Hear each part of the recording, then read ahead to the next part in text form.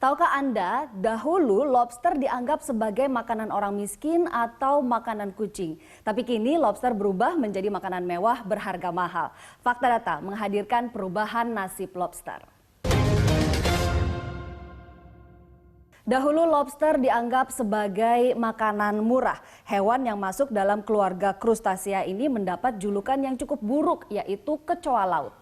Sehingga lobster dianggap sebagai makanan orang miskin dan narapidana. Namun ini terjadi di timur Amerika seperti di wilayah Maine, Louisiana, dan Massachusetts.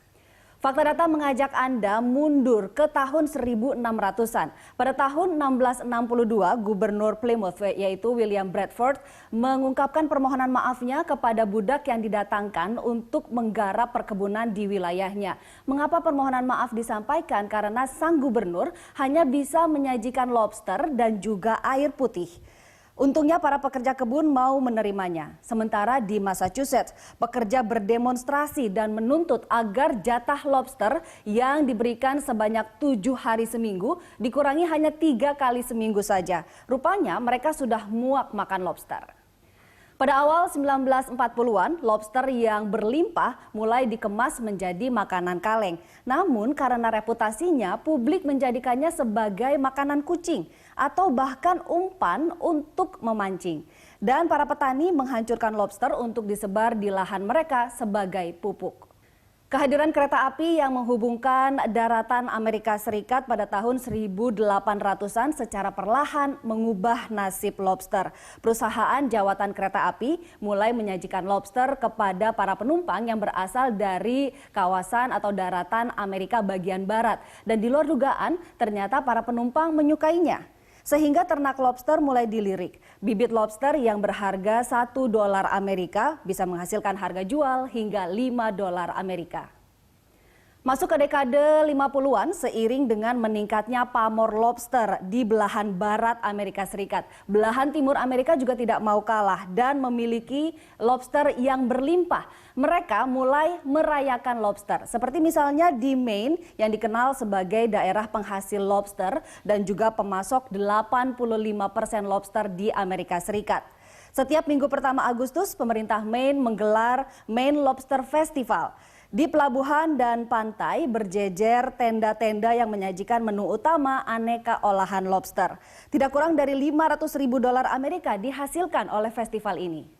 Permintaan lobster terus meningkat, bahkan Organisasi Pangan dan Pertanian atau FAO merilis bahwa pada tahun 2015 sebanyak 160.000 ton lobster ditangkap dan juga dipanen di seluruh dunia. Menariknya, meski awalnya lobster melimpah di Amerika Serikat, kini negara Paman Sam malah menjadi pengimpor terbesar lobster. Pada 2014, Amerika Serikat tercatat mengimpor lobster lebih dari $1 miliar. The Canadian Center for Fisheries Innovation pada 2003 menyatakan Indonesia memiliki sumbangsi sebesar 4% dari total produksi lobster dunia. Namun pada 2009, FAO menyatakan Indonesia adalah negara produsen aquaculture terbesar kedua di dunia setelah Tiongkok.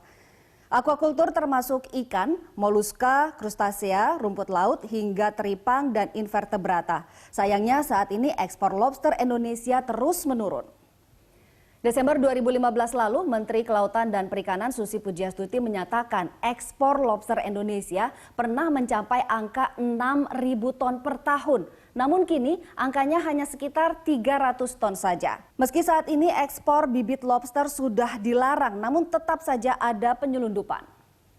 Ini dia buktinya. Akhir Oktober lalu, Bareskrim Polri membongkar sindikat penyelundupan baby lobster atau bibit lobster dari Indonesia. Sebanyak 404.385 bibit lobster senilai 33,2 miliar rupiah berhasil digagalkan untuk diselundupkan. Ini adalah upaya penyelundupan baby lobster terbesar sepanjang tahun ini. Sebanyak 17 orang ditangkap. Baby lobster diangkut secara ilegal melalui Batam menuju Singapura dan berakhir di Vietnam. Padahal Vietnam dikenal sebagai negara penghasil lobster terbesar di ASEAN. Bareskrim Polri menyebut ada beberapa modus operandi pengiriman baby lobster ke luar negeri. Yang pertama adalah dikirim melalui bagasi penumpang. menggunakan koper yang berisi baby lobster yang sudah dikemas dalam plastik yang diisi spons basah beroksigen. Lalu modus yang kedua dikirim melalui kargo dengan menyamarkan isi muatan dengan pakaian atau sayuran dan mengubah surat muatan udara atau airway bill. Karenanya menyelamatkan lobster dan aquaculture Indonesia berarti juga menyelamatkan pendapatan negara.